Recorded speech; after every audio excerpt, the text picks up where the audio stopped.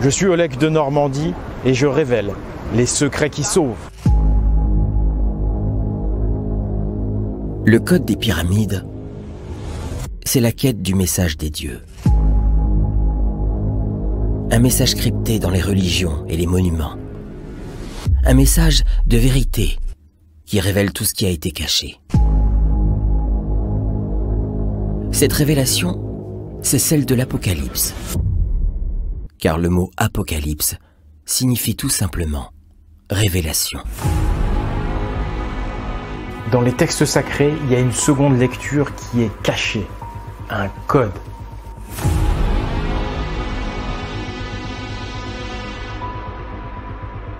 Il n'y a rien de caché qui ne sera mis au jour, ni rien de secret qui ne doive être connu et révélé au grand jour. Mais cette deuxième lecture, elle ne peut être comprise qu'au moment choisi. D'après les textes sacrés, l'Apocalypse doit avoir lieu à la fin de notre temps, à un moment déterminé par les grands cycles astronomiques. Or, ce moment, c'est maintenant.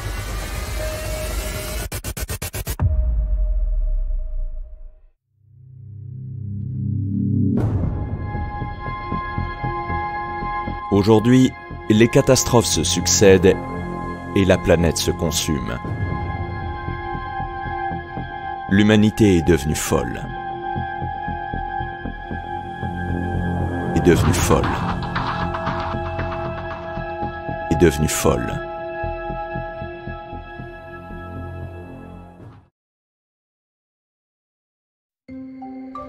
Pour retrouver l'esprit, l'humanité doit retrouver la connaissance sacrée. C'est le seul moyen pour sauver la planète et sauver l'humanité elle-même. Cette connaissance, c'est le Vatican qui la retient prisonnière depuis des siècles. Il faut arrêter avec la langue de bois. Le Vatican détient de très grands secrets. S'ils étaient révélés, ils bouleverseraient le destin de l'humanité. On parle de la bibliothèque secrète du Vatican, où l'on cacherait la véritable histoire de l'humanité. On parle aussi d'une connaissance sacrée, perdue il y a longtemps, parce qu'elle serait en fait prisonnière du Vatican. Le Vatican a mis la connaissance sacrée sous les verrous. Il a enfermé à clé la sagesse. Le Vatican, c'est un verrou. C'est pour ça qu'on trouve des clés partout. Sur la place Saint-Pierre, sur la basilique, partout.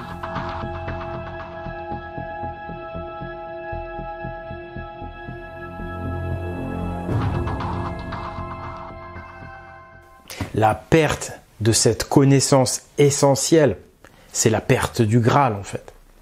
Le Graal, c'est une légende, mais une légende qui retranscrit des faits réels, à savoir la perte de la connaissance sacrée. Le Graal, on l'a cherché partout, mais en fait, il est caché au Vatican. Le Graal, c'est un vase ou une coupe qui contient le sang de Jésus-Christ. Ce sang fut néanmoins transformé en vin lorsqu'il pénétra dans le Graal. Au cours de son dernier repas, Jésus fit boire ses apôtres dans le Graal et lorsqu'il les servit, il leur dit « Buvez, ceci est mon sang. » Ce dernier repas du Christ se nomme la Cène et il est illustré par le célèbre tableau de Léonard de Vinci. Le Graal, il contient le sang de Jésus, un sang transformé en vin. Le sang de Jésus, c'est la sagesse divine. Donc, boire dans le Graal, c'est acquérir la connaissance sacrée. C'est cette connaissance dont l'humanité a besoin urgemment. Et c'est cette connaissance que retient le Vatican.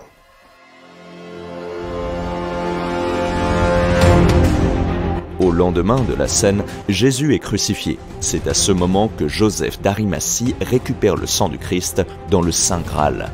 C'est grâce à une lance que le sang est extrait du corps du Christ. C'est pourquoi on l'appelle la Sainte Lance.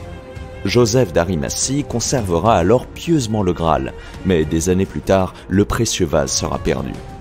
Cependant, on sait que le Saint Calice passa par Rome, entre les mains de Saint Pierre. La basilique du Vatican se nomme justement Saint-Pierre.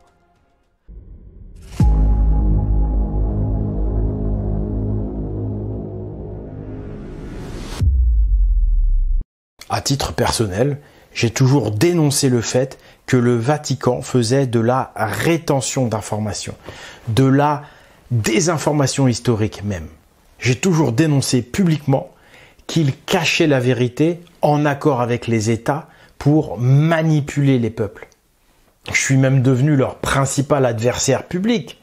En France en tout cas, je connais personne qui ait autant dénoncé le Vatican et l'idéologie romaine. D'ailleurs, c'est même pour ça que j'avais pas envie d'y aller au Vatican au départ. Pour moi, c'est comme aller en territoire ennemi. C'est comme se jeter dans la gueule du loup. En plus, c'est l'Italie. Alors, avec la réputation de la mafia italienne, je me suis dit, je peux toujours y aller, mais je suis pas sûr de revenir. En fait, j'étais comme Odin lorsqu'il doit se rendre chez le géant Suttung pour récupérer l'hydromel poétique. L'hydromel poétique de Suttung, c'est une variante de l'hydromel de Mimir qu'on a vu à l'épisode précédent. En fait, c'est une seconde quête de l'hydromel réalisée par Odin. Or, je rappelle que l'hydromel, c'est l'équivalent du vin du Graal. L'hydromel, c'est la connaissance divine. Faut savoir que l'hydromel, c'est aussi du vin, mais en fait, c'est juste que c'est du vin de miel. Pour récupérer cet hydromel, Odin doit s'introduire avec malice dans la demeure de Suttung. Parce que Suttung, il barre l'accès à cet hydromel qu'il garde jalousement et férocement surtout. Odin savait qu'avec cette opération, il risquait sa tête. Eh bien, c'est un peu dans le même état d'esprit que Odin que je me suis rendu au Vatican.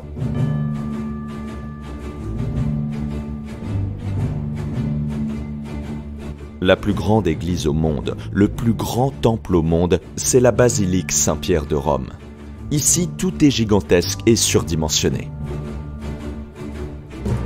Ici, c'est vraiment géant, c'est le gigantisme.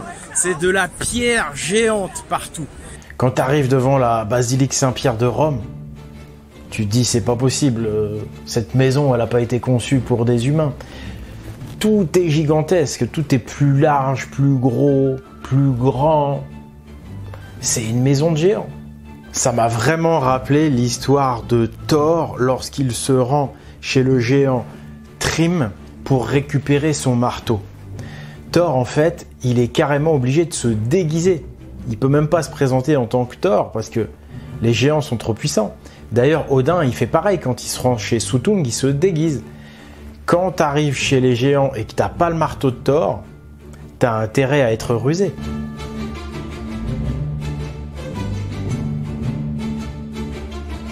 Devant la basilique Saint-Pierre, on retrouve l'apôtre Pierre, le célèbre apôtre à qui Jésus a donné les clés du paradis. Mais de l'autre côté, c'est l'apôtre Paul, beaucoup moins populaire. Paul tient une épée menaçante. Si Pierre a été reconnu par Jésus comme l'un de ses meilleurs apôtres, Paul, lui, au temps de Jésus, n'était pas un apôtre. Au contraire, il persécutait Jésus. Paul, c'est le Romain, le géant, alors que Pierre, c'est le chemin vers le Christ.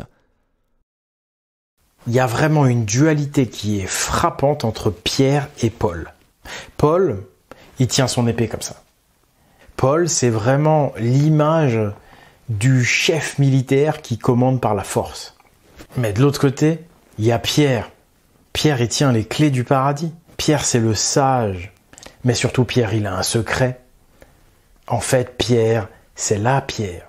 Il est un symbole de la pierre, de la sainte pierre des bâtisseurs. Tu t'appelleras Pierre, et sur cette pierre, je bâtirai mon église. Comme nous l'avons vu, l'apôtre Pierre est en réalité un symbole de la pierre des monuments. Le livre de Pierre, c'est les monuments.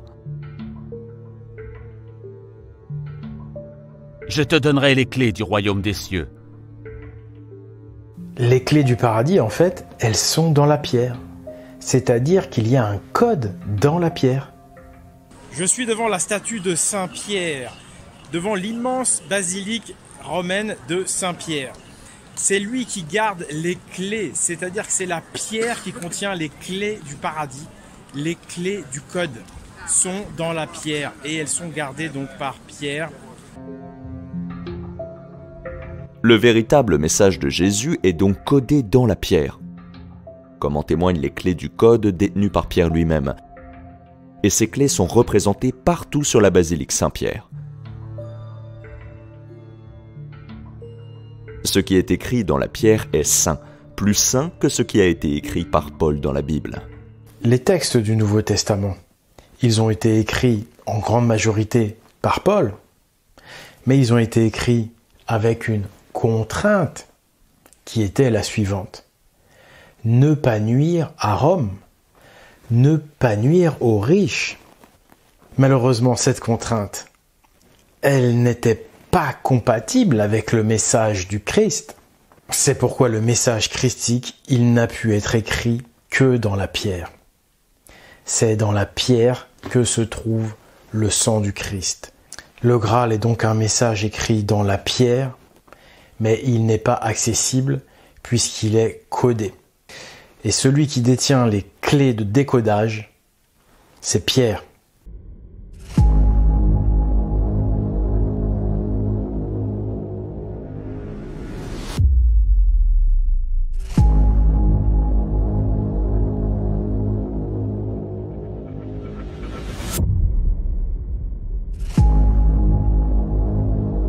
Quand on pénètre dans le hall de la basilique, il est clairement signifié que le Vatican a verrouillé le message divin.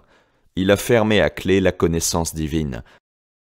Le Vatican est un verrou, un obstacle. Mais d'un autre côté, si la connaissance est verrouillée, c'est qu'elle est aussi protégée.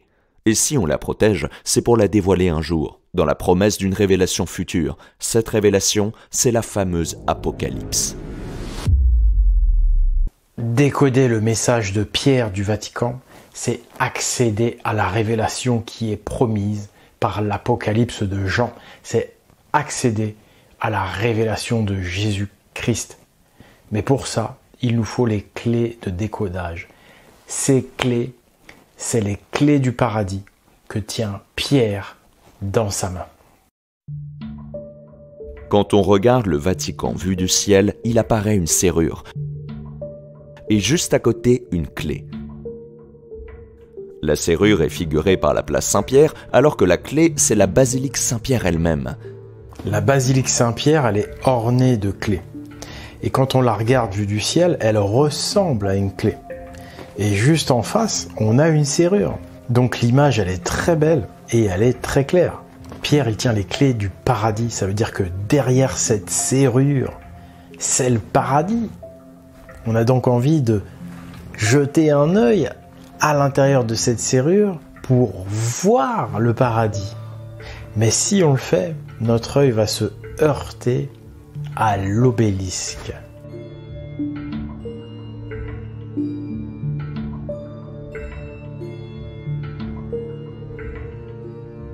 On a vu à l'épisode précédent que l'obélisque figure une lance, et pas n'importe laquelle, la lance d'Odin.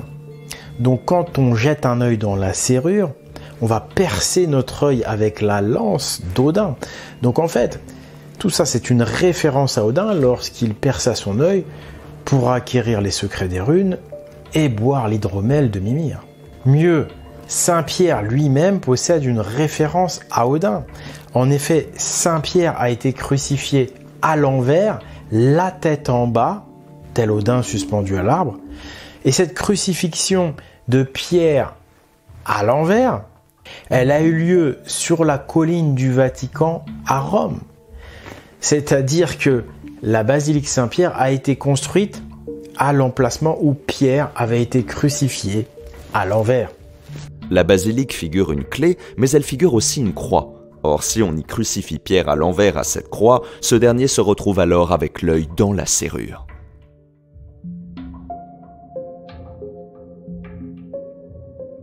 On est face à quelque chose qui ressemble fort à l'énigme d'Odin pendu au-dessus de la pyramide.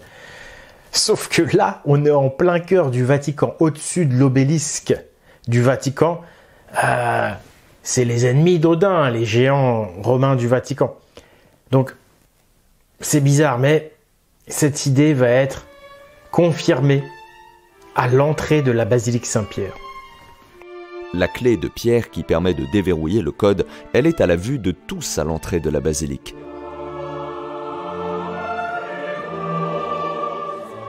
On peut en effet observer une pyramide pointue et au-dessus d'elle, Pierre suspendue à l'envers, tel Odin.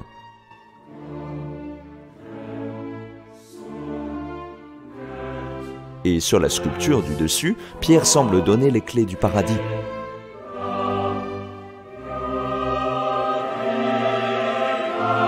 Tout cela confirme que la clé du royaume des cieux de Jésus-Christ, c'est l'énigme d'Odin au-dessus de la pyramide. C'est loin d'être un cas unique. En Espagne, sur la cathédrale de Ségorbe, sur le retable de la Visitation, on va retrouver Saint-Pierre en compagnie de la pyramide encore une fois.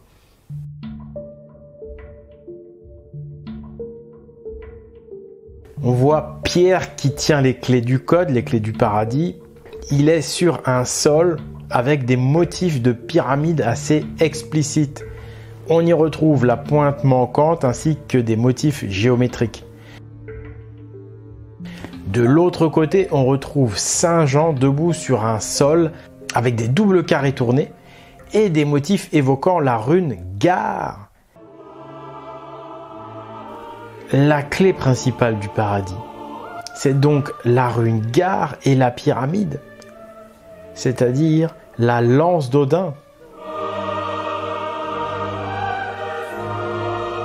Rune Gare qui est donc la clé principale du paradis.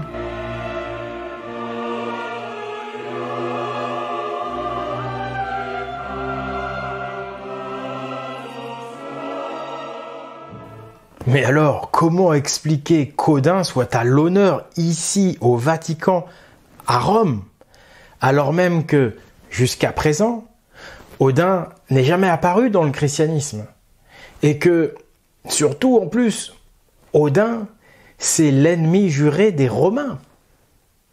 En fait, ces deux faits vont s'expliquer mutuellement. La vérité, c'est qu'en réalité, il y a deux grands christianismes différents. Il y a d'abord les christianismes, parce que les protestants, les orthodoxes, les catholiques, tout ça, en fait, c'est le même christianisme qui a été écrit de la main de Paul le Romain. C'est le christianisme issu des textes bibliques. Et il y a un autre christianisme qui est resté caché pendant des siècles, qui est celui de Pierre, qui est celui qui a été codé dans la pierre. Ce christianisme qui est codé dans la pierre, c'est celui de Marie-Madeleine en fait. Marie-Madeleine, l'apôtre des apôtres, eh bien son christianisme, il est codé dans la pierre. Et c'est d'ailleurs pour ça que dans la Seine, le fameux tableau de Léonard de Vinci, on voit Marie-Madeleine tout près de Pierre. Parce qu'en fait, oui, il s'agit de Marie-Madeleine et non pas de Jean. Et ça, c'est un secret révélé par Léonard de Vinci. C'est qu'en réalité, on voit bien ici que ce Jean, soi-disant, c'est une femme. C'est parce qu'en fait, Marie-Madeleine, elle a dû se dissimuler, se déguiser en homme pour résister à toute la misogynie romaine.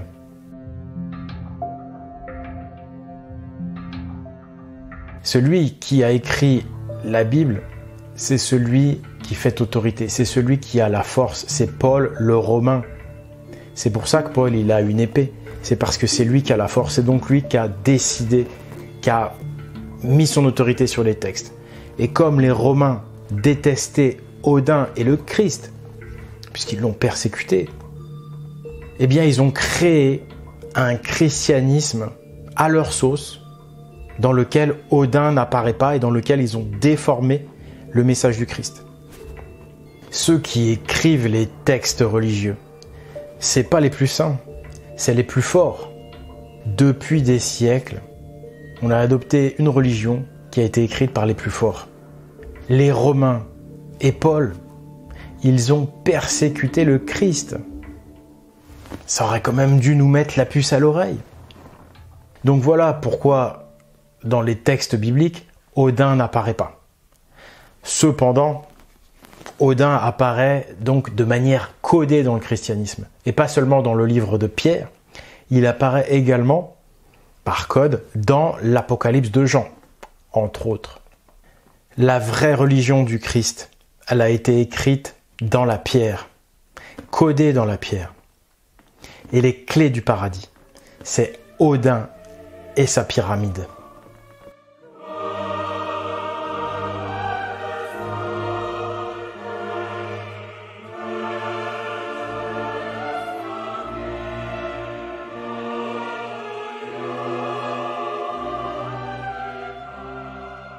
Au musée du Vatican, on retrouve un symbole universel lié aux religions dites païennes. Il s'agit d'un symbole très présent en Asie et en Amérique, le svastika.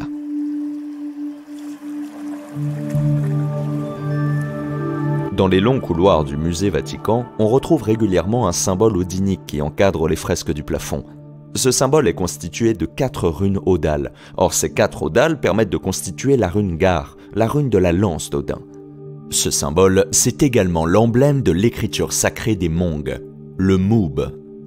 Ces 4 dalles du musée Vatican, qui sont une allusion à la rune Gar, ils confirment l'idée que l'obélisque du Vatican, c'est la lance d'Odin.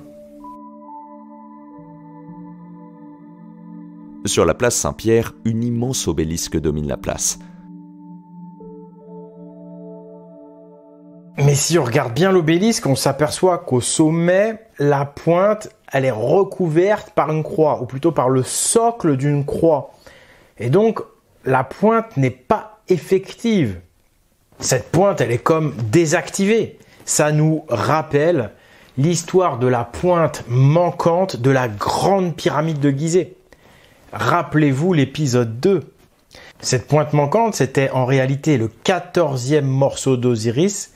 Ce morceau avait été mangé par les hippopotames ou les serpents du Nil. Et donc, c'est Isis qui avait dû reconstituer elle-même ce 14e morceau. Et donc, en fait, ce 14e morceau d'Osiris, c'est la flèche de Notre-Dame de Paris. Mais cette flèche, c'est aussi et surtout un symbole d'Excalibur.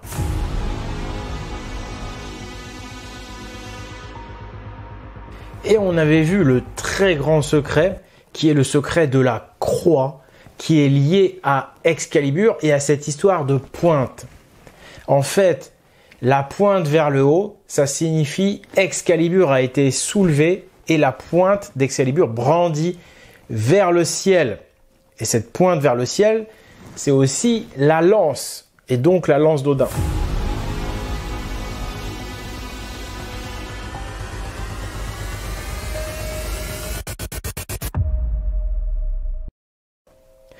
Mais quand l'épée Excalibur est enfoncée dans le sol, c'est la symbolique inverse. C'est la croix en fait. La croix, regardez bien, c'est comme une épée Excalibur enfoncée. Mais donc sur la croix, Jésus est mort. Donc c'est un symbole de la mort du bon Dieu. C'est pas bon, c'est pas terrible. Donc si on veut ressusciter Jésus, faire revenir la lumière, la connaissance, le soleil, bref le bon Dieu Jésus, il faut soulever cette croix qui en fait est une épée Excalibur pour la brandir vers le ciel. Et tout ça, c'est attesté par la gématrie du mot croix, qui est égale à 69. 69, c'est très symbolique. C'est l'idée de retournement. Donc cette idée de retournement est associée à la croix. Et si on retourne le nombre 69 lui-même, c'est-à-dire si on permute le 6 et le 9, eh bien on obtient 96, c'est-à-dire le symbole de la lance d'Odin, c'est-à-dire de la pointe en haut, c'est-à-dire d'Excalibur soulevé. Et donc, c'est encore en plus reconfirmé par Notre-Dame de Paris elle-même, puisque la flèche mesure 96 mètres de haut à son sommet, donc 96 associé à la pointe en haut de la flèche, et le 69 de la croix, on le retrouve dans la hauteur des tours. Les tours, elles sont plates, il n'y a pas de pointe. Donc, 69 les tours, la pointe en bas ou absente, et 96 la pointe en haut. La flèche, tout est là. Et cette symbolique, on la retrouve aussi avec le Salvatore Mundi, que j'ai développé dans l'épisode 3. On retrouve l'enfant Jésus qui tient une croix qui est enfoncée dans un globe, et en dessous un serpent.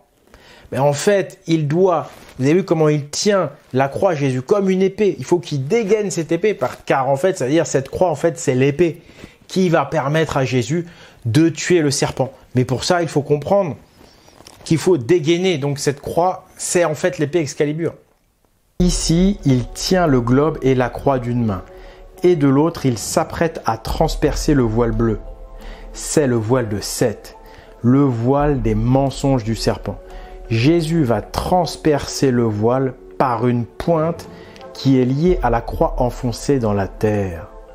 En plus, cette croix dans le globe, c'est lié au fait que le maître et les dimensions de la terre sont cachés, sont codés dans l'Apocalypse de Jean.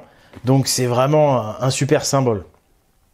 Et donc ici sur la place Saint-Pierre, on retrouve exactement cette même symbolique, cet antagonisme entre d'un côté la pointe vers le ciel et de l'autre la pointe dans la terre vers le bas, c'est-à-dire la croix. On voit bien que si on soulève la croix, si on soulève Excalibur, la pointe sera apparente et donc comme activée, la pointe sera vers le ciel et effective.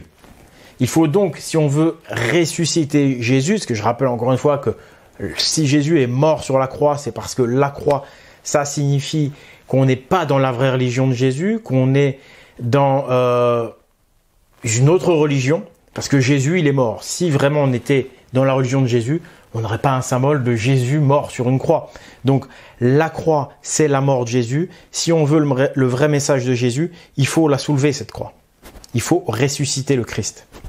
Il faut soulever Excalibur. Et cette pointe, elle va venir percer le voile, percer aussi les nuages pour libérer la lumière du soleil.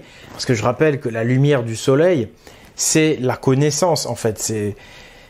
C'est aussi la lumière du seul œil. Le soleil, c'est le seul œil. Percer l'œil, c'est percer le seul œil. Le soleil, pour qu'il jaillisse, les larmes du soleil, c'est-à-dire la lumière, la connaissance. Le seul œil, c'est évidemment l'œil unique d'Odin, hein, le seul œil, le soleil. Donc l'œil d'Odin, c'est le soleil. Donc percer l'œil d'Odin, en fait, c'est faire pleurer le soleil, c'est percer en fait la couche nuageuse pour que les larmes du soleil, les rayons en fait du soleil parviennent jusqu'à nous. Et donc tout ça, ça va être prouvé mathématiquement par les nombres qui nous sont donnés, par les noms qu'on va retrouver sur cette place Saint-Pierre. Bien que l'obélisque domine la place Saint-Pierre, cette imposante colonne de pierre ne possède pas de nom. Alors l'obélisque, elle n'a pas de nom. C'est comme ça. Elle n'a pas été nommée. Alors pourquoi? C'est peut-être un moyen finalement de le garder secret, ce nom, pour qu'il soit révélé à un moment donné. Par contre, les deux fontaines qui l'entourent possèdent bien un nom. La première fontaine s'appelle Gregoriana et la seconde Clémentina.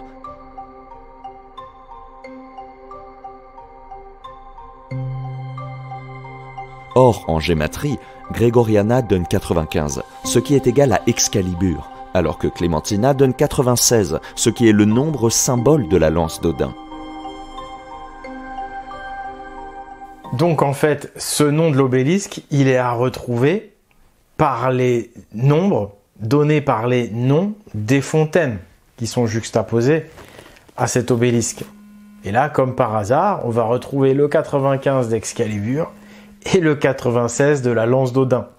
Bon, l'explication complète du 96 de la lance d'Odin, je rappelle que c'est à l'épisode 4. Sinon, en gématrie pure, 96 c'est égal à la lance Rati. La lance Rati, c'est la lance d'Odin utilisée dans le mythe de l'hydromel de Suttung. Donc c'est le mythe dont on a parlé et qui est lié au Vatican. On va le voir tout à l'heure. C'est vraiment le mythe qui va avec. Donc tout ça, encore une fois, c'est pas anodin du tout. Et puis Rati tout court en gématrie, c'est la moitié de 96. C'est 48. Donc tout ça, c'est pas des coïncidences, on va le voir. Donc, si l'obélisque du Vatican n'avait pas de nom, c'est parce que son nom était secret. Et ce nom, c'est la lance Rati, c'est-à-dire la lance d'Odin. Ou encore Gungir, qui est le premier nom de la lance d'Odin. Pour retrouver un nom caché, on peut donc utiliser son nombre. Le lien entre le nombre et le nom, on le voit dans la langue espagnole par rapport à la langue française. El nombre, ça veut dire le nom. D'ailleurs, dans le Nouveau Testament, il y a un autre nom qui n'est pas donné. C'est le nom de Dieu lui-même. Et oui, on l'appelle Dieu, le Père, parfois le Très-Haut. Mais son nom à Dieu, c'est quoi en fait dans le Nouveau Testament? On n'en parle jamais. Par contre, dans l'Apocalypse, on comprend bien que ce nom, il va nous être révélé. Donc, ce nom de Dieu, il est caché. Est-ce qu'on ne pourrait pas essayer de le retrouver grâce à quelques nombres ou grâce à un nombre au Vatican? Il y a encore autre chose qui va nous donner quelques nombres très importants.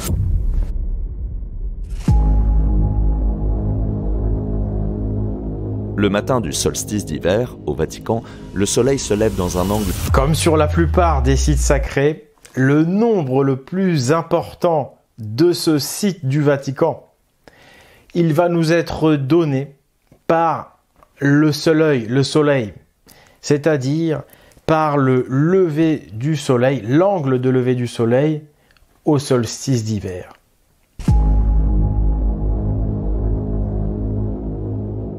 Le matin du solstice d'hiver, au Vatican, le soleil se lève dans un angle de 31,42 degrés exactement. Le nombre 42 est la valeur de Odin en gématrie. 42, c'est le nombre d'Odin, c'est sa gématrie. Donc en fait, on a 31, Odin. 31, Odin, ça me fait dire que Odin s'est mis sur son 31. L'origine de l'expression se mettre sur son 31. Ah, ça faisait longtemps que je la cherchais celle-là. Mais en fait, c'est parce que Odin, il est aussi au Vatican. Et le Vatican, c'est un endroit hyper classe. Hein. C'est peut-être l'endroit le plus classe au monde. Quand on est sur son 31, vous voyez, moi aussi, je suis sur mon 31 là. C'est que vraiment, on est au mieux de son apparence. On est classe, on est bien habillé. Et bah là, Odin, il est sur son 31 au Vatican.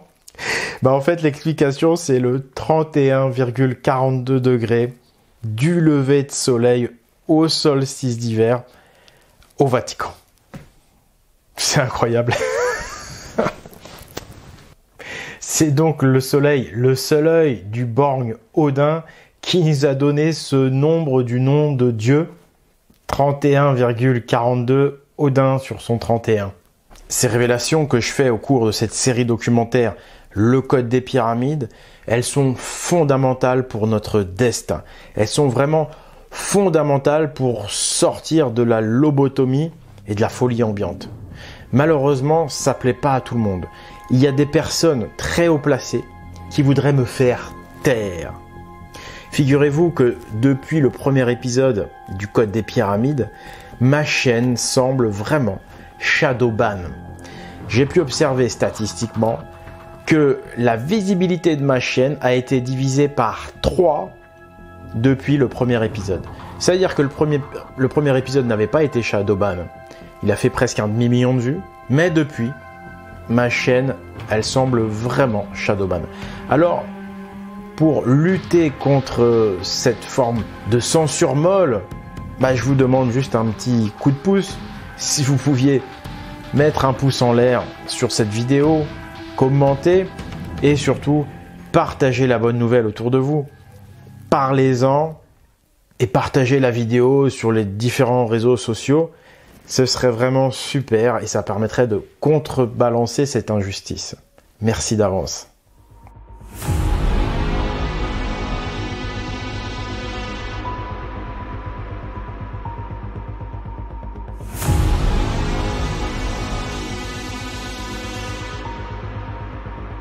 Mais en gématrie, le nombre 31 est aussi égal à épée et à gare.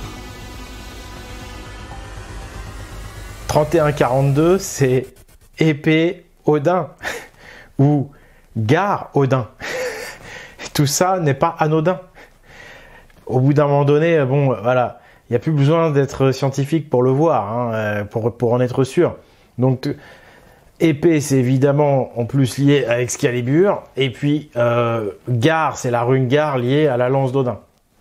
Bah, si je peux encore ajouter que la gare ferroviaire, c'est lié à la rune gare par le département du Gard, et le mot garde, c'est les 4 gares, quoi. C'est pour ça qu'il y a 4 gares à Versailles. Tout ça, allez voir sur espritviking.com, il y a un article détaillé là-dessus. Puis j'ai fait une vidéo aussi là-dessus qui s'appelle Louis XIV Code. Voilà, petit clin d'œil au Da Vinci Code. Vidéo, article, vous avez tout pour avoir encore plus de détails entre le lien entre la gare ferroviaire, la rue gare, etc., etc.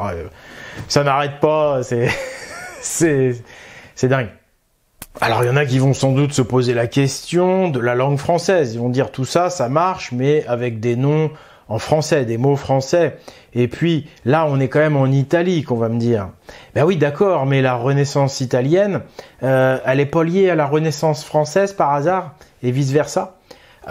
Léonard de Vinci, il est né à Florence pendant la Renaissance italienne, et puis il a fini ses jours en France. Ça, c'est un bel exemple de lien entre la France et l'Italie. Et puis la France, c'est une langue vraiment très sacrée. Rappelez-vous à l'épisode 1. Sur ce monument, Isis est vêtue de noir, symbolisant l'âge sombre. Elle a le visage dissimulé derrière son voile de veuve. Car son mari, le dieu soleil, n'a toujours pas été ressuscité. Ce monument dédié à la veuve Isis, il se trouve aux États-Unis. Et dessus, il y a écrit un texte.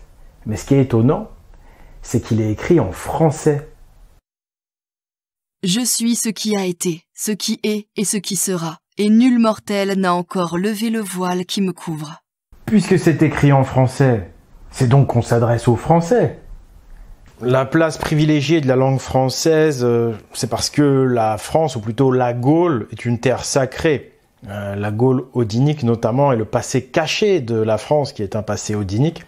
C'est évidemment lié à ça, l'importance de la langue française. Mais ça ne veut pas dire que les autres langues ne sont pas sacrées non plus. On a vu en espagnol, mais on peut le voir en anglais, en italien. J'ai pas étudié toutes les langues, mais mon petit doigt me dit que toutes les langues, ont un côté sacré. Alors, il y en a peut-être qui ont encore un petit doute. Pour essuyer ce petit doute et aller beaucoup plus loin, je vais maintenant vous montrer un codage qui ne s'appuie absolument pas sur les langues. Un codage plus natif, j'ai envie de dire, qui va lui aussi tout de même finir par nous éclairer sur une expression française. La voici. 22, 22, voilà les flics.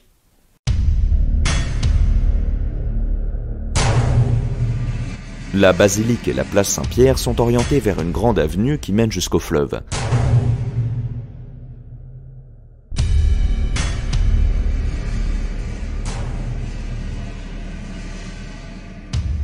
L'axe de la basilique est orienté vers le lever du soleil du 22 mars.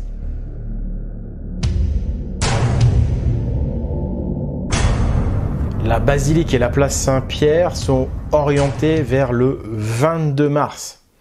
Alors, c'est pas loin de l'équinoxe, c'est vrai, mais c'est pas l'équinoxe. Non, en fait, ce qui va nous intéresser là, c'est le 22. Parce que la date du 22, souvenez-vous, on l'a déjà vu, elle apparaît à plusieurs reprises sur de très grands monuments. Au grand temple d'Abou Simbel en Égypte, par exemple, c'est la date du 22 février.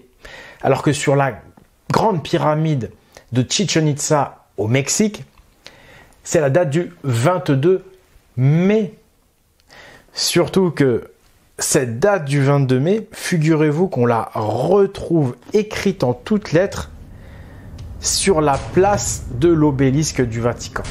Tout autour de l'obélisque de la place Saint-Pierre, il se trouve des médaillons avec des dates.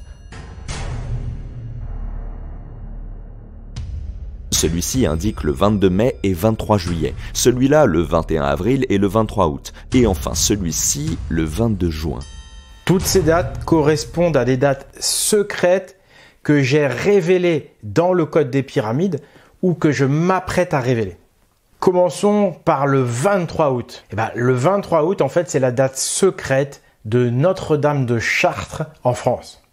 La date du 21 avril maintenant. Eh bien, figurez-vous que c'est le 111e jour de l'année. Rappelez-vous, le nombre 111, c'est la marque de la bête. C'est le nombre secret de la bête. Et la date miroir du 21 avril, c'est le 11 septembre. Parce qu'après le 11 septembre, il ne reste plus que 111 jours dans l'année. Alors j'ai fait une vidéo sur le sujet de ces dates liées au nombre 111. Regardez, c'est en annexe. Et bientôt, je vais révéler le secret de cette date du 21 avril. Ensuite, on a le 22 juin. Alors c'est vrai, c'est quasiment la date du solstice, ça pourrait être ça. Mais en fait, c'est pas vraiment ça. En 2024, le solstice, c'était le 20 juin. Et les solstices, en général, c'est le 20 ou le 21 juin. Donc en fait, là encore une fois, c'est plutôt une référence à la date du 22. Donc si on fait la moyenne de toutes ces dates, là, 22 mars, 22 juin, 21 avril, 23 août, la moyenne entre 21 et 23, c'est encore 22. Donc là, on va retenir référence au nombre 22. Il nous reste un dernier médaillon. C'est celui lié à Chichen Itza, le 22 mai et le 23 juillet. Alors le 23 juillet, par contre, mince, on se dit, il correspond à rien. 22 mai, soleil à la verticale à Chichen Itza. Mais en fait, 23 juillet, c'est quoi? Eh bien, c'est encore cette pyramide de Chichen Itza. Parce que il y a une deuxième date à Chichen Itza, c'est l'orientation de la pyramide. Le coucher du soleil du 16 juillet, c'est le jour de l'anniversaire du dieu Seth. On a vu que cette pyramide est liée au dieu Seth, etc. Et donc, 16 juillet, si on rajoute 7 jours, on arrive au 23 juillet. Ça marche, parce que le nombre 7, c'est une clé du code. Et c'est pas la première fois qu'on utilise l'addition du nombre 7. Rappelez-vous l'épisode 2, quand on a additionné 7 à 666 pour retrouver la circonférence terrestre en mètres. La valeur en mètres de la circonférence terrestre a donc été inscrite dans l'Apocalypse de Jean grâce au nombre 666, au nombre 7, et grâce au nombre de Jésus, 74, qui est sa valeur gématrique. Ça, c'est un grand secret. Bref, toutes les dates font référence au nombre 22, sauf celle du 23 juillet qui est en fait un 16 plus 7. Et ce plus 7, on va le garder dans un coin. Et ce 16 aussi, on va le garder dans un coin. On a fini avec les dates, mais il y a encore un médaillon intéressant sur cette place de l'obélisque. C'est celui qui dit « centre de la colonnade ».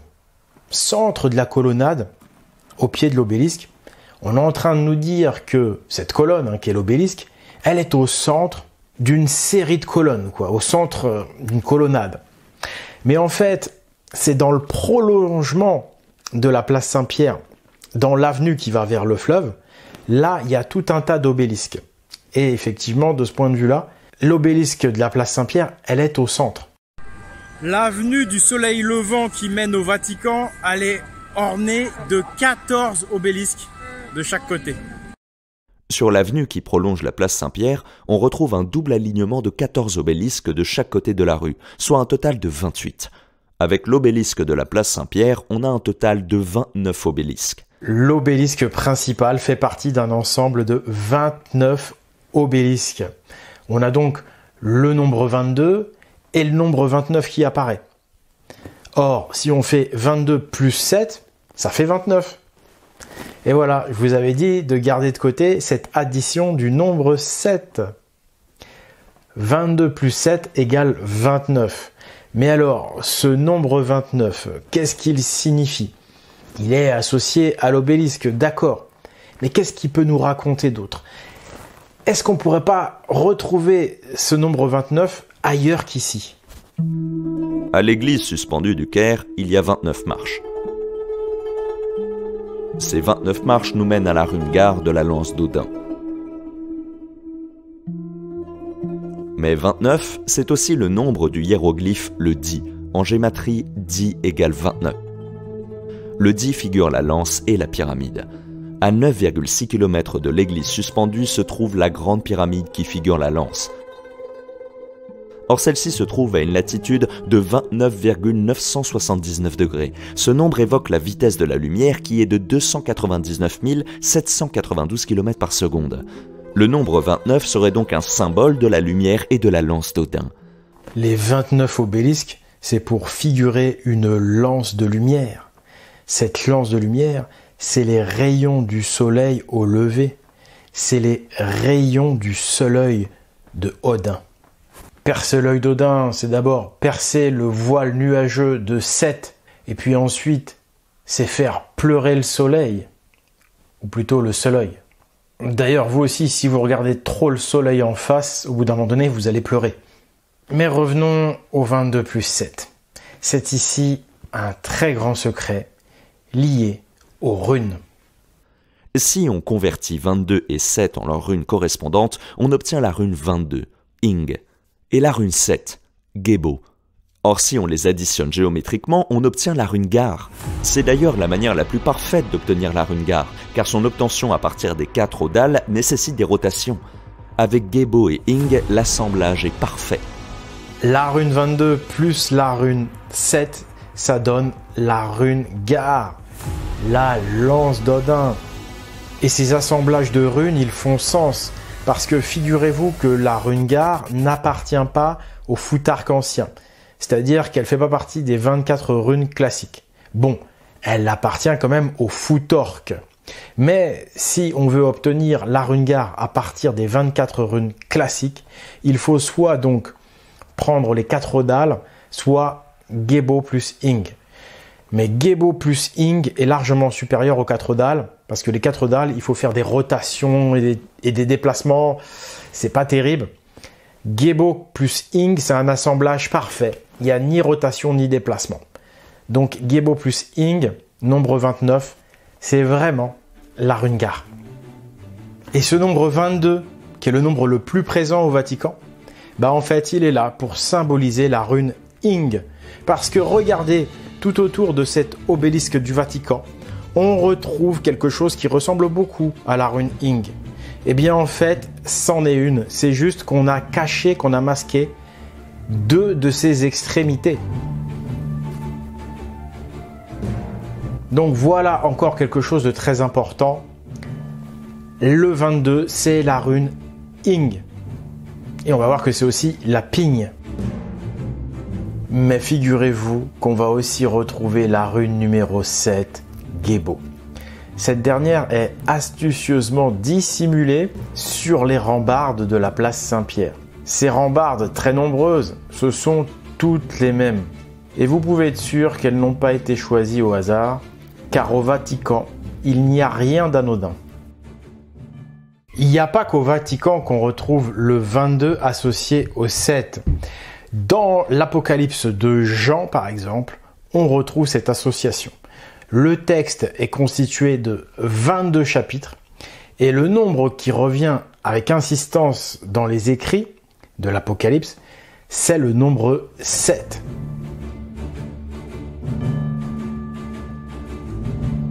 Cette rune 22, Ing, on la retrouve sur presque toutes les cathédrales et tous les châteaux de France et d'Italie, entre autres.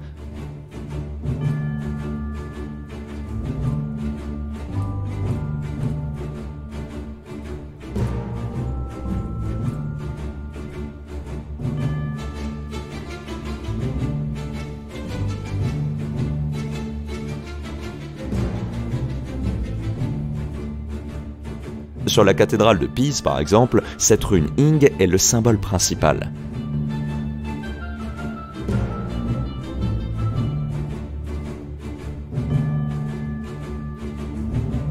On retrouve aussi cette 22e rune Ing sur la cathédrale de Florence, Sainte-Marie de la Fleur.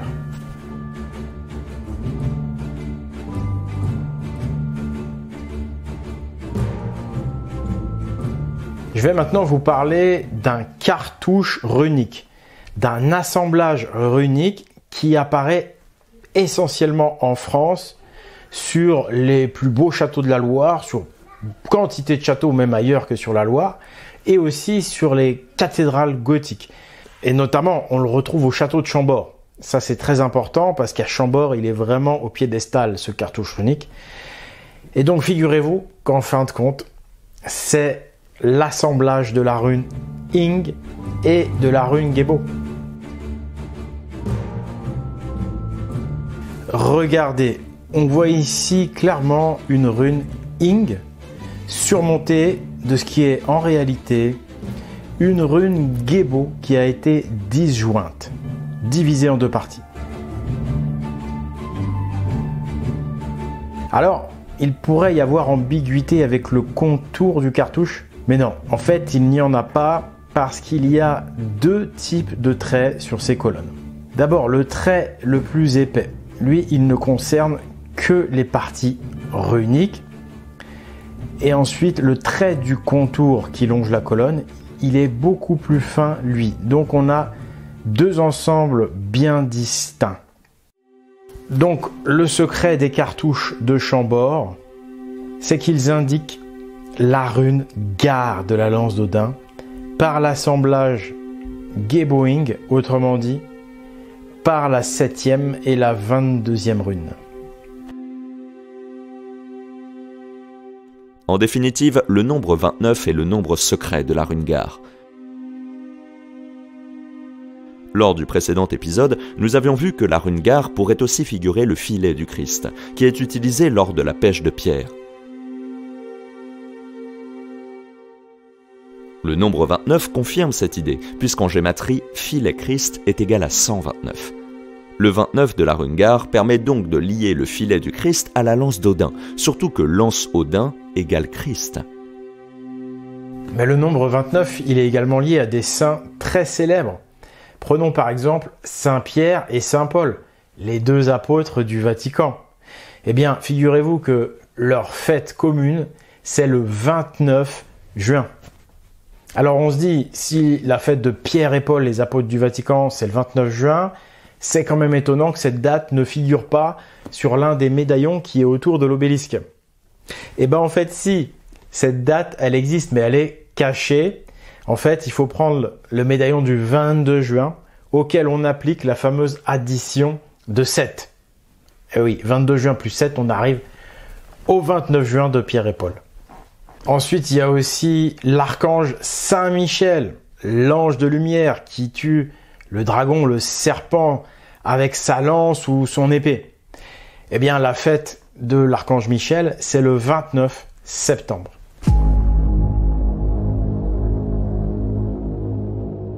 Donc, on a réussi à décoder le message des pierres du Vatican.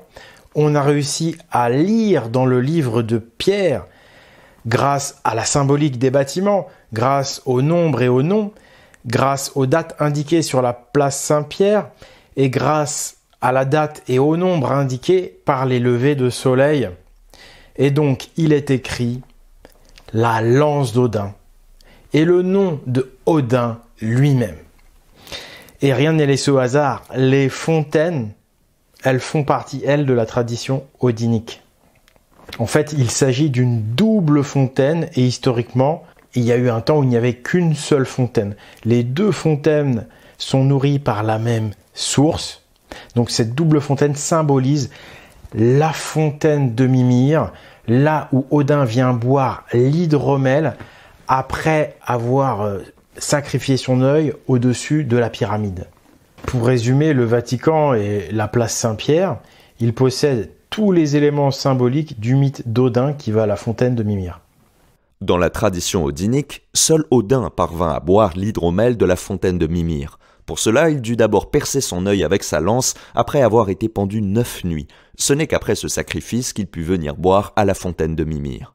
Je sais que je pendis à l'arbre battu des vents 9 nuits durant, puis soudain, en criant, je ramassais les runes, pleurant, les ramassais, de là je retombais. 9 chants suprêmes j'appris du fils renommé de Boltorn, le père de Bestla, et je pus boire le précieux hydromel dans Audrey-Rire. Le fils de Boltorn, père de Bestla, c'est Mimir, il n'y a pas d'ambiguïté possible. Audrey-Rire, c'est le nom de la corne à boire. Mais donc, Pour pouvoir boire dans la fontaine, Odin doit d'abord y déposer son œil sacrifié. Pourquoi? En fait, sans l'œil d'Odin dans la fontaine, pas d'hydromel. En fait, on comprend que l'hydromel est produit à partir du sang qui s'égoutte de l'œil d'Odin. Voici ce qui est dit dans la prophétie de la voyante, la Völuspá. Je sais exactement, Odin, où tu cachas ton œil. Dans la fontaine de Mimir, très célèbre entre toutes. Mimir, chaque matin, boit l'hydromel du gage d'Odin. Elle voit, se déversant, la source du gage d'Odin. Alors là, on s'aperçoit que même Mimir, qui est le propriétaire de la source, lorsqu'il veut boire de l'hydromel, c'est toujours de l'hydromel qui vient du gage d'Odin, c'est-à-dire de l'œil d'Odin. Donc ça veut bien dire que l'hydromel est créé à partir du sang de l'œil d'Odin, c'est-à-dire à partir du sang du seul œil, du sang du soleil. On parle ici de la lumière, des rayons du lever du soleil au solstice, qui, par leur angle, nous apportent le nombre 31,42, le nombre du nom de Dieu lui-même. Dieu s'exprime seulement par ses anges. Eh bien oui, le soleil s'exprime seulement par ses angles. An angel is an angel.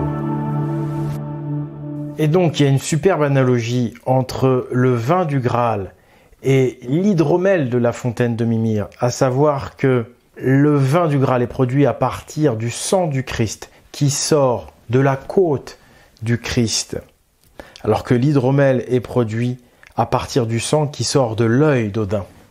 Sans oublier que l'hydromel lui-même, c'est du vin de miel. Et donc, on va en profiter avec cette transition pour revenir au Graal.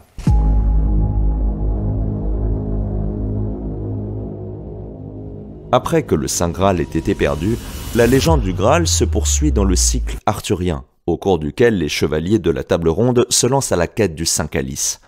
C'est le roi Arthur qui mène la quête. Il y a une telle analogie entre la quête du Graal et la quête de l'hydromel qu'on pourrait dire que la Sainte Lance, c'est en fait la lance d'Odin. Et comme ça, sur la place Saint-Pierre, on aurait l'épée Excalibur et la Sainte Lance.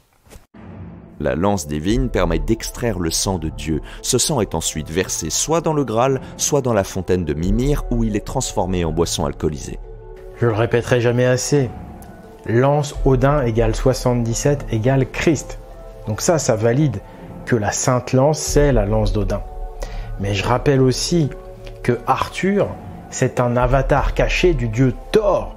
Arthur, c'est Arthur. Il y a plein de preuves qui le montrent. Ça, je l'ai montré dans l'épisode 3, la version intégrale. À l'origine de la légende du Graal, et finalement même de la tradition chrétienne, on a la tradition odinique. Et ça, c'est une sacrée belle révélation.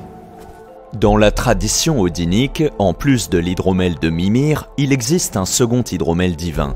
On l'appelle l'hydromel poétique ou encore l'hydromel de Suttung. Or, cet hydromel a été créé à partir du sang d'un dieu nommé Kvasir, un dieu très savant qui, comme le Christ, a été tué injustement. Avec ce mythe de Kvasir, il est littéralement signifié que l'hydromel vient du sang, exactement comme le vin du Graal vient du sang du Christ. Arthur, il cherche le Graal, mais sans savoir où le trouver. Il ne sait pas vraiment où chercher. Alors que Odin, lui, sait parfaitement où se trouve le breuvage sacré. Chez les géants, les ennemis des dieux, les forces obscures. Le plus grand crime des géants, c'est d'avoir assassiné Balder, le fils d'Odin qui était le plus aimé des dieux, car il était plein de douceur et de sagesse. Balder, c'est en fait le nom de Jésus dans l'odinisme. L'hydromel se trouve chez les géants, qui sont les assassins de Balder, Jésus. Donc le Graal, il se trouve chez les assassins de Jésus, c'est-à-dire chez les Romains, donc à Rome, au Vatican. Les Romains sont bien les géants, c'est-à-dire les riches, les superpuissants. Dans l'Edda, les symboles des géants, c'est l'aigle et le loup. Ça correspond exactement au symbole de l'Empire romain.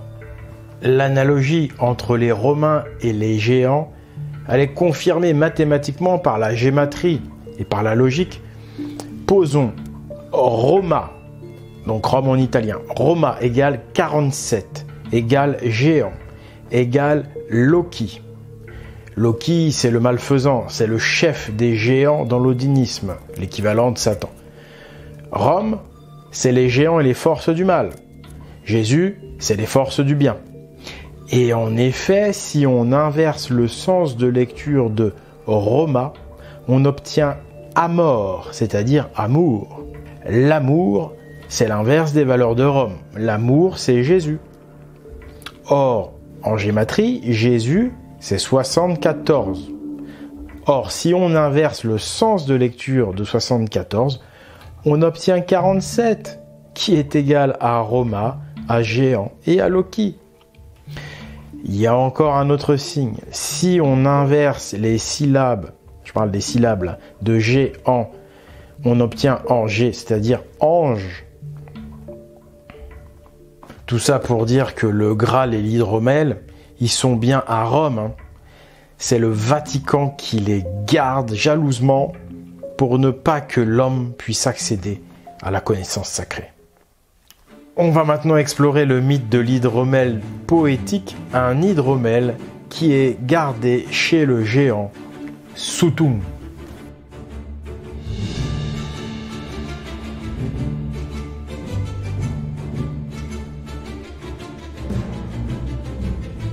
Pour pénétrer chez le géant, Odin dut se grimer. Lorsqu'il se présenta devant Soutung, il se fit appeler Bolverk.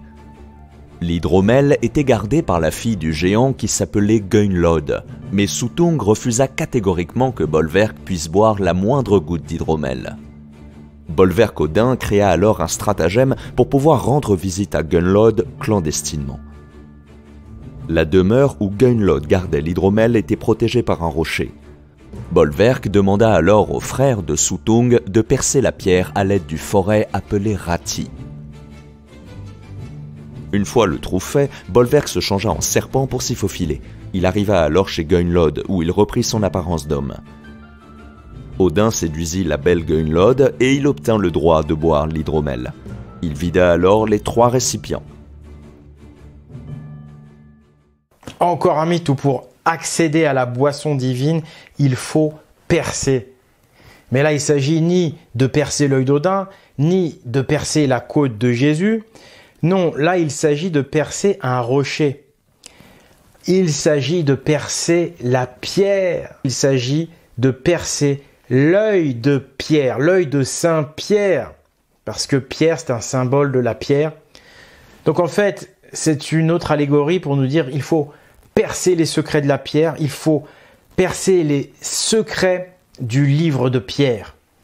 Et ce mythe de l'hydromel de Soutung, il est précisément retranscrit par la pierre du Vatican.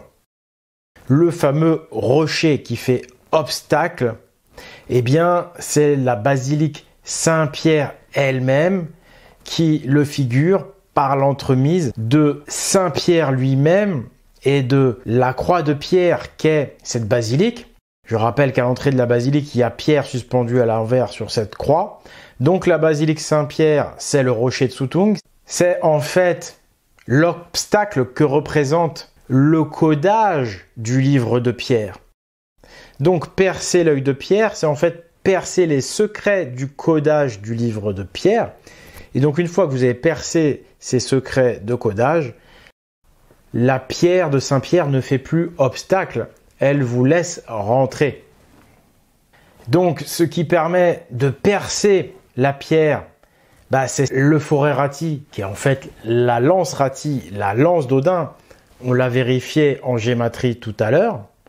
Eh bien, c'est cette lance qui est la clé du code, et donc en même temps, cette lance donc permet de percer. C'est donc après avoir percé les secrets de la pierre que Odin se faufile jusqu'au paradis, parce que chez Gunnlod, c'est le paradis finalement. Odin se faufile dans la serrure. Cette serrure, c'est un trou percé par la lance-clé. Oui, la lance-clé, puisque finalement, la lance d'Odin, c'est la clé principale qui permet de rentrer dans le code et donc de pénétrer au paradis.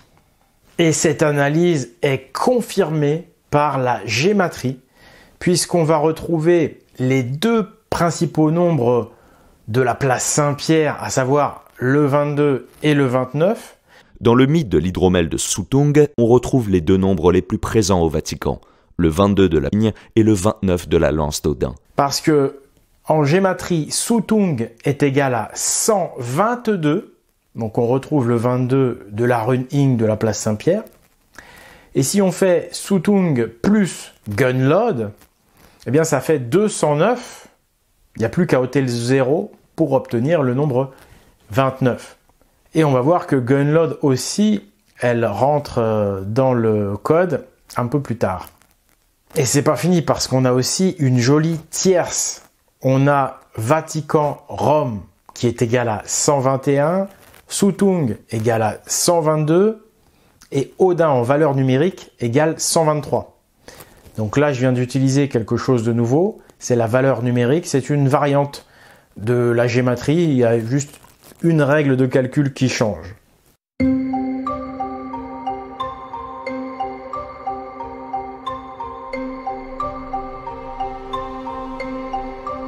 Ensuite, on remarque qu'il y a une analogie frappante entre le mythe d'Adam et Ève, le paradis biblique, le jardin d'Éden, et ce mythe de l'hydromel de Soutung.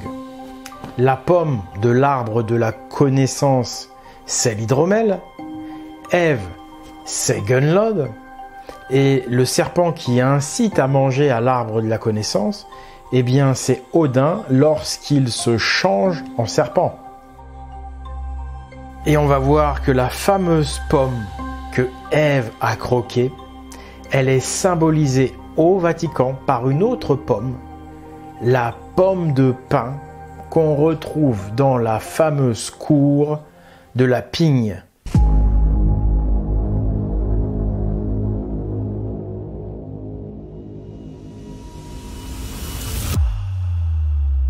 Quand on entame la visite du musée du Vatican, on commence par la fameuse cour de la Pigne.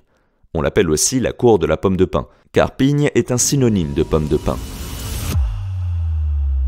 On pénètre ensuite à l'intérieur du musée. Puis l'on termine la visite par la célèbre chapelle Sixtine. La pomme de pin est un symbole très ancien qu'on peut voir dans la civilisation sumérienne.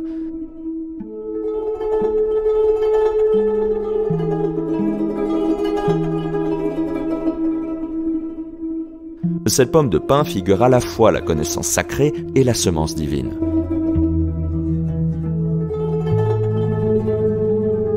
La pomme évoque celle du jardin d'Éden, mais elle est aussi liée au Graal, car en gématrie, pin égale 39 égale Graal. La pomme de pin, c'est donc la pomme du Graal, le fruit du Graal, le vin du Graal, le sang du Christ. Le synonyme de pomme de pin, c'est pigne. Et ça, c'est pas anodin du tout. Parce que si en gématrie, on additionne pigne à pomme de pin, on obtient 161, ce qui est égal à Joseph d'Arimathie. Et puis, pigne, ça fait 51. Or, Jésus-Christ égale 151. J'ai bien dit 151, c'est-à-dire 100 c'est le 100, 51 la pigne. Donc 151 c'est 100 pignes, le sang de la pigne. Cette idée du nombre 100 qui symbolise le sang, elle est confirmée par le prénom Vincent qui fait le lien entre le nombre 100, le vin et le sang. Or ce Vincent il sort pas de nulle part parce qu'en gématrie il vaut 87. Il est égal à Gunlod.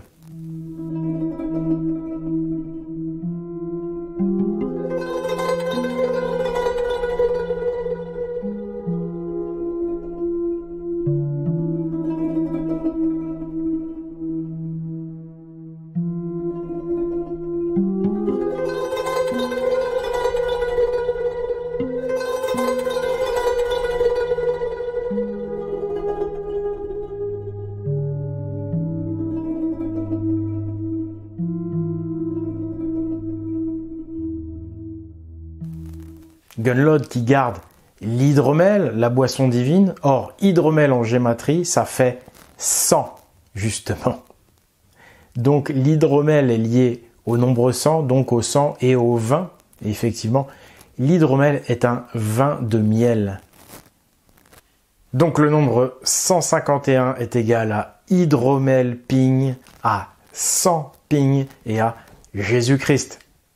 L'hydromel, c'est donc également du sang, mais c'est pas du sang qui est rouge. D'ailleurs, vous avez vu, l'hydromel, c'est jaune, l'hydromel, ça n'a rien à voir avec le vin rouge. Mais en fin de compte, il s'agit du sang du soleil, du sang du soleil. Les rayons du soleil, c'est les larmes du soleil, le sang du soleil. C'est figuré par le vin de miel, l'hydromel. Revenons à 100 ping. Donc une ping qui donnerait du sang, une ping qui saigne, une ping qui pleure. Ben oui, vous connaissez en argot, quand quelqu'un pleure, on dit « ah, il pigne ». On dit « arrête de pigner ». Pigner, ça veut dire pleurer. Vous avez vu que le mot « pigne », il est lié au mot « vigne », « pigne-vigne ». Il n'y a qu'une lettre qui change. Donc en fait, faire pleurer la pigne, c'est récupérer le vin sacré. Donc, Jésus-Christ, c'est 151, c'est 100 ping, c'est le vin du Graal. Et ce Graal, il se trouve bien à Rome, au Vatican, puisque ping égale 51 et Rome égale 51 aussi. Pain égale 39 égale Graal. Donc la pomme de pain, c'est la pomme du Graal, c'est le sang du Christ, mais de dire pomme du Graal, ça veut donc dire aussi que c'est la pomme du jardin d'Éden elle-même qui est le Graal, la connaissance sacrée.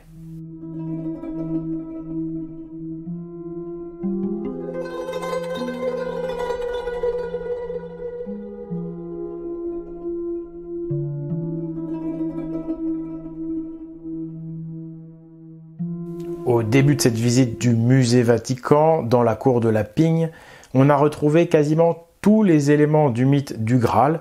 Il n'en manque qu'un seul, c'est la Sainte Lance. Mais elle est fondamentale, cette lance, puisqu'elle va permettre de faire pleurer la Pigne.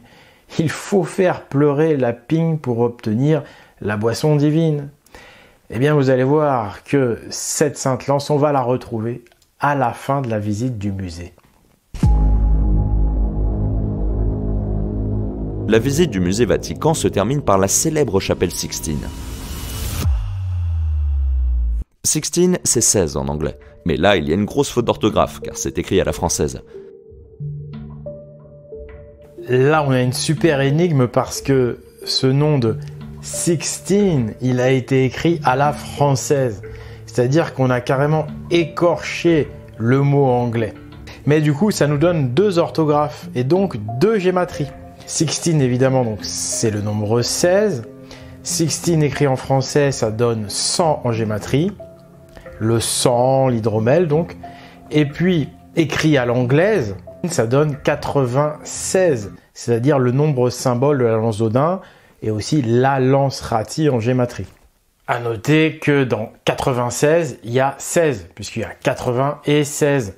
Et ça nous amène à Gvasir. Vous savez, l'hydromel de Soutung, il a été créé à partir du sang de Gvasir.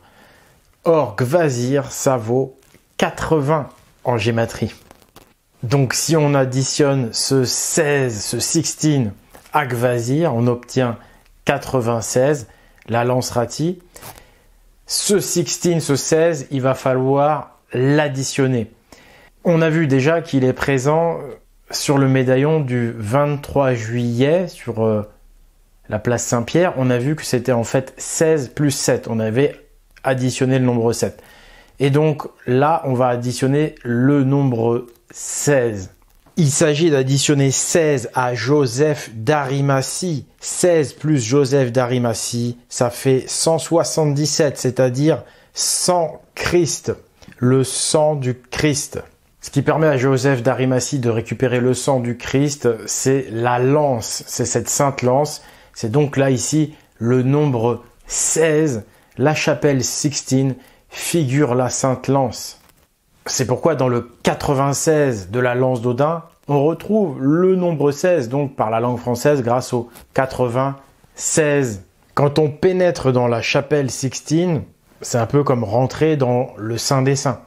Bon, on n'a pas le droit de prendre de photos à l'intérieur, par exemple. C'est pour préserver les fameuses peintures de Michel-Ange. Mais au sol, on peut voir d'autres choses très intéressantes, à savoir des motifs géométriques qui évoquent tous la rune Gar, la rune de la lance d'Odin et Odin lui-même. On peut notamment voir les 3 triangles d'Odin, mais aussi, par exemple, les doubles carrés tournés qui sont donc le secret de la grande pyramide d'Égypte et de la rune Gar. La chapelle Sixtine, donc cette lance qui va percer la pigne pour qu'on récupère le vin du Christ, eh bien cette lance qui perce une pomme de pin, on la retrouve sur beaucoup de châteaux royaux en France, comme par exemple à celui de Maison Lafitte. L'autre chose qui est marquante au château de Maison Lafitte, c'est qu'il est entouré d'une grille faite de lances. C'est des lances claires, brillantes, jaunes, qui symbolisent la lumière. Et puis on a également des pommes de pin.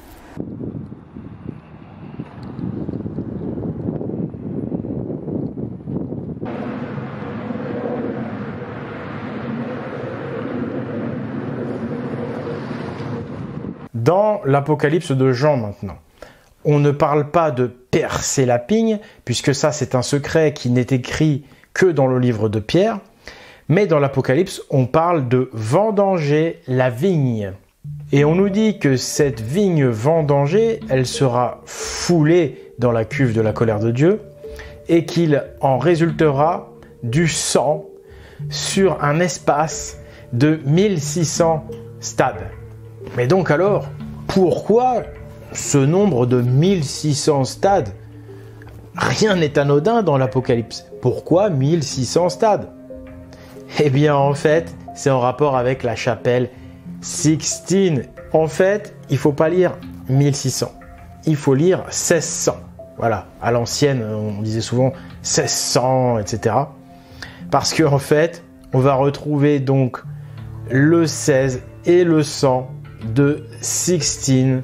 Voilà pourquoi il est écrit 1600 stades. C'est pour évoquer la chapelle Sixtine qui permet d'extraire le vin. Voilà, on va enfin pouvoir expliquer la fameuse expression 22. 22, voilà les flics. 22, 22. Il y a le pion qui arrive. Mais il y a une autre expression que j'aime beaucoup, c'est 20 Dieu. 20 Dieu. Mes grands-parents de Normandie, ils utilisaient beaucoup cette expression-là. En fait, 20 Dieu, c'est le vin de Dieu. Et ça relie aussi le nombre 20 au vin, tout comme le nombre 100 est lié au sang. Mais donc, le 22, c'est le vin de Dieu. Le 22, c'est le vin de Dieu, 20 Dieu. Mais donc, quel est le sens de 22 ? 22, ça veut dire faire attention. Faites attention, les flics arrivent. En fait, c'est faites attention, Dieu arrive pour vous juger et pour vous sanctionner si nécessaire. En fait, c'est 22, v'là Dieu. 20 de Dieu, v'là Dieu. Parce qu'en fait, Dieu revient donc à notre époque pour le jugement.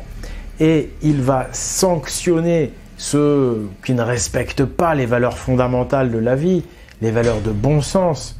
Ces gens-là, il va les sanctionner en les faisant boire le vin de la fureur de Dieu. Parce qu'en fait, il y a deux vins. Il y a le vin du Christ, qui est le vin de la pigne, qui est un vin qui permet d'accéder au paradis, à la sagesse. Et puis, il y a le vin de la vigne, qui est un vin qui a un goût de sang et qui est un vin qui rend malade.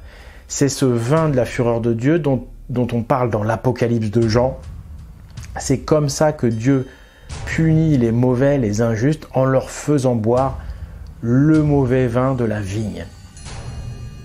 Ce vin de la fureur de Dieu que Dieu fait boire comme une sanction aux injustes, eh bien, c'est expliqué au chapitre 16 de l'Apocalypse. 16 comme par hasard, et c'est ce même vin donc qui est vendangé sur 1600 stades et qui est donc lié à la chapelle Sixtine. Je vous lis l'extrait. Vous êtes juste, vous qui êtes et qui étiez, vous le saint, d'avoir exercé ce jugement, car ils ont versé le sang des justes et des prophètes, et vous leur avez donné du sang à boire. Ils en sont dignes. Oui, Seigneur Dieu Tout-Puissant, vos jugements sont vrais et justes.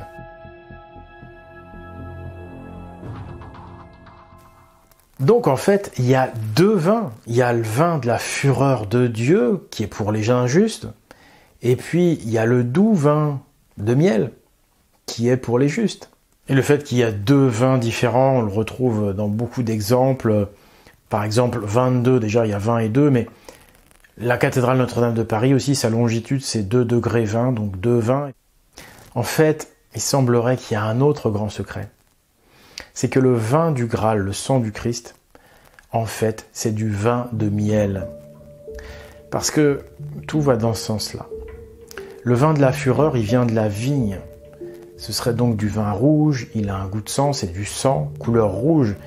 Et en gématrie, rouge égale 66, en rapport avec le 666 de la bête. Alors que l'hydromel, qui est jaune comme le soleil, eh bien, jaune en gématrie, c'est 51. C'est égal à pigne. Donc encore l'opposition entre la vigne et la pigne. Et notre cher Jésus-Christ, il ne faut pas oublier qu'il est lié au soleil. Le Christ, c'est un symbole du soleil.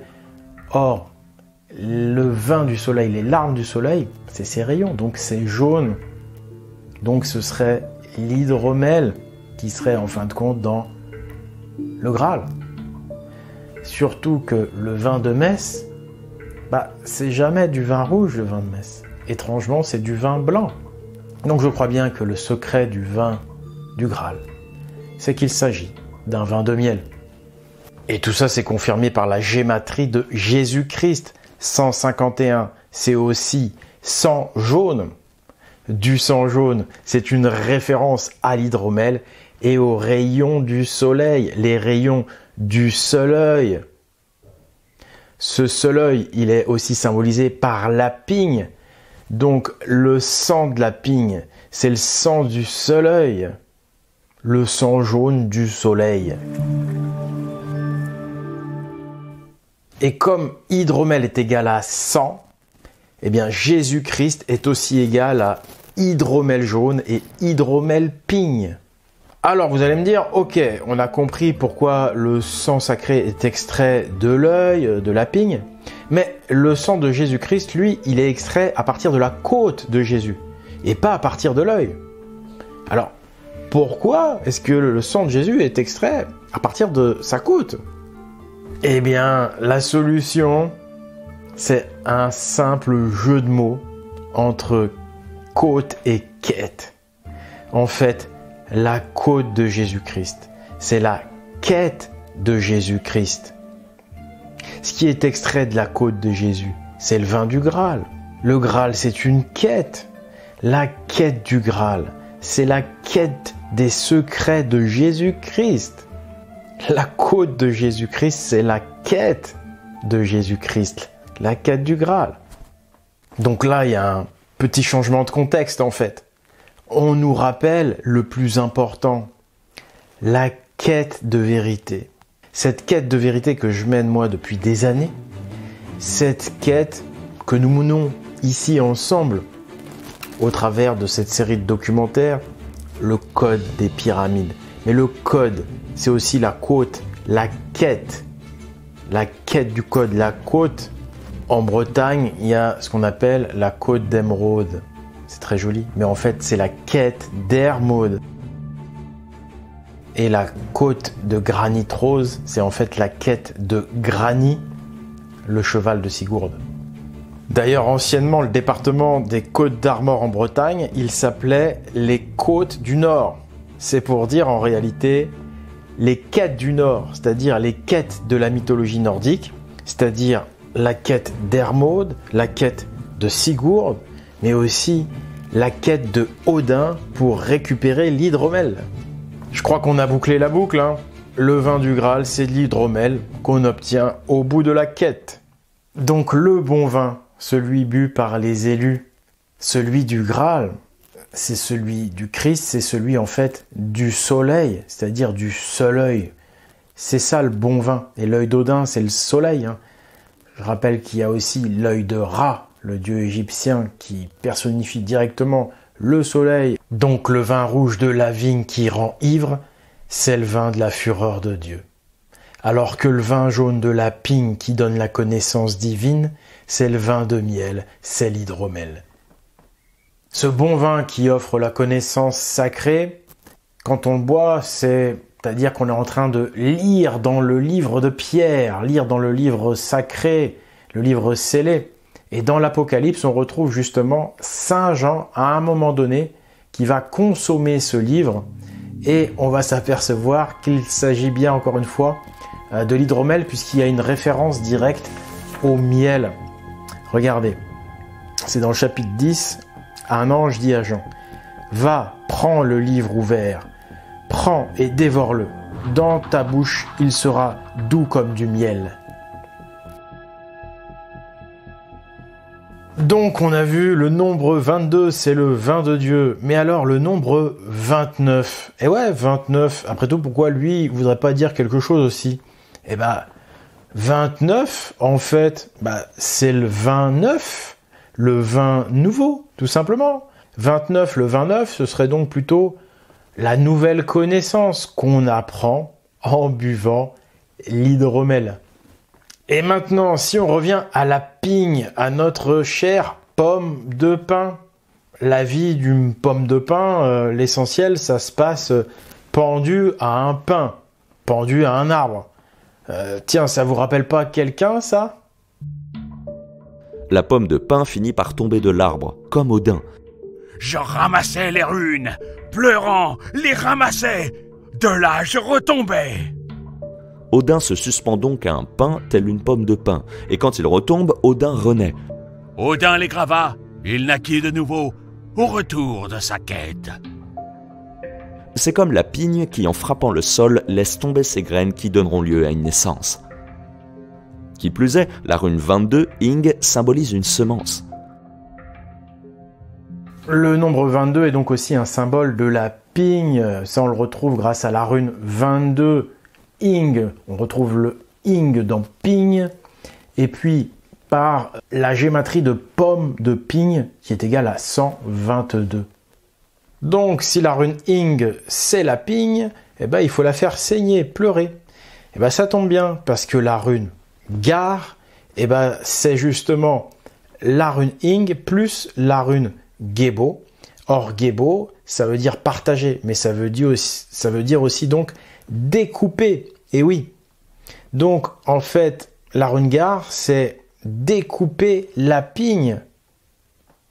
C'est donc faire saigner la pigne. On a donc avec la rune Gar, la rune 7 Gebo qui fait saigner la rune 22 Ing, la pigne, la semence. La semence de cette pigne, de cette rune Ing, c'est ce qui va nous permettre de créer un nouveau monde. C'est les semences d'un nouveau monde. Et c'est jamais rien d'autre que de la connaissance, que de la sagesse. C'est la connaissance divine, c'est ni plus ni moins que la vérité sur notre passé, qui nous sommes, d'où nous venons, quel est le vrai sens de la vie. Et c'est grâce à cet hydromel sacré qu'on va pouvoir débarrasser l'humanité des mensonges des géants, qu'on va pouvoir rendre à l'humanité un esprit saint, on va pouvoir sauver l'humanité de cette folie psychologique dans laquelle les géants et leurs mensonges ont plongé l'humanité. La pigne, c'est la semence divine pour un nouveau monde. C'est la connaissance sacrée qui sauve. C'est la sagesse divine contenue dans le Graal et dans l'hydromel. Mais pour construire ce nouveau monde, le chemin est encore long. Il va falloir continuer à remettre les choses à l'endroit. À commencer par ce mythe d'Adam et Ève, dont je me ferai un plaisir dans une prochaine vidéo de rectifier, de remettre la morale de ce mythe dans le bon sens. Mais avant cela, il est d'abord et avant tout l'heure de célébrer la victoire d'Odin, de se délecter de ce précieux hydromel qu'il vient de nous apporter. C'est ainsi qu'en 2024, il se produit des événements symboliques majeurs. Excalibur a été soulevé. La lance d'Odin a été réactivée.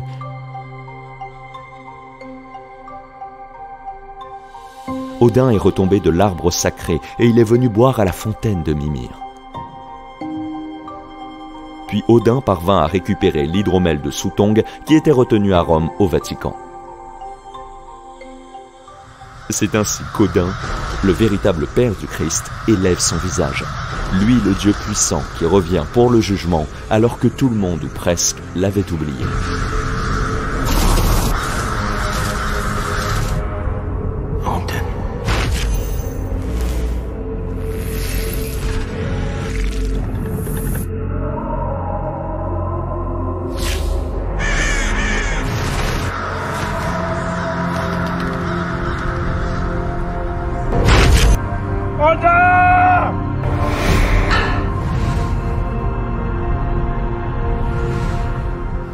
Voilà, j'arrive au bout de cette quête du code, de cette quête de l'hydromel sacré, de cette quête du Graal. J'étais simplement au départ dans une quête de vérité, je ne savais même pas qu'il y avait une telle récompense au bout. Et ça, c'est proprement extraordinaire. Ça dépasse tout ce qu'on n'a jamais connu, c'est pour ça que c'est divin.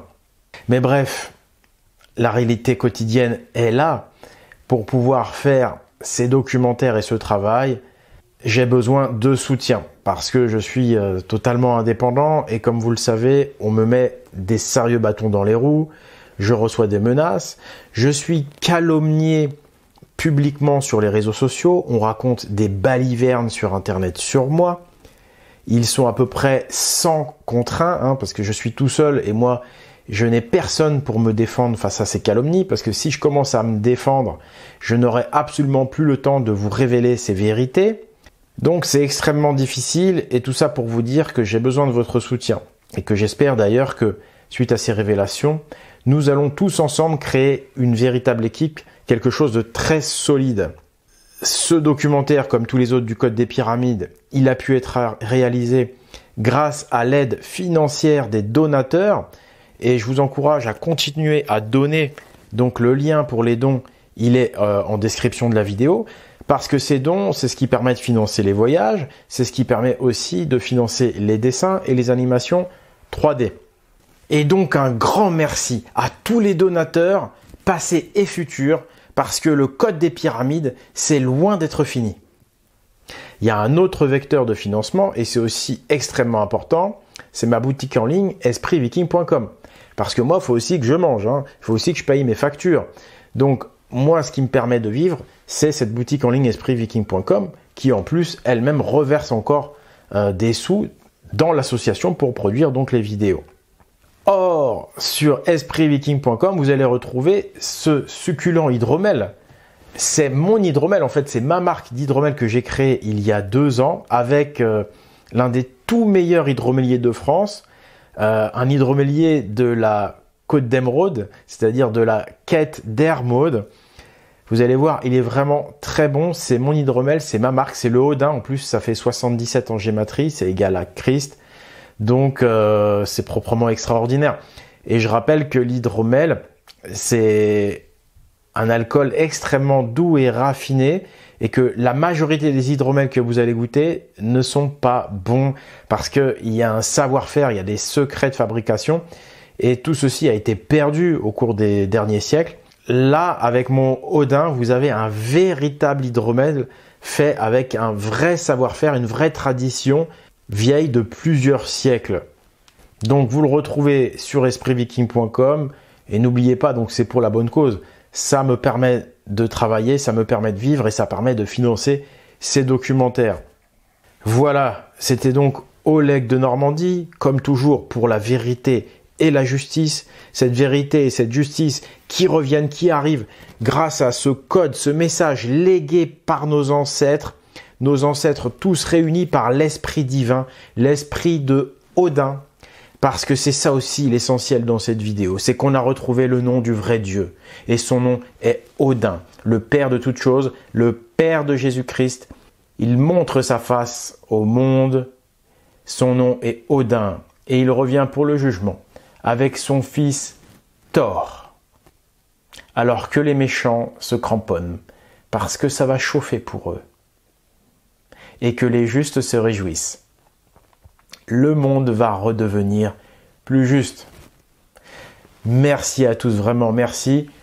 Plein de bisous à tous ceux qui me soutiennent depuis le départ. Plein de bisous à tout le monde. Et gloire à Odin. Et gloire au Christ.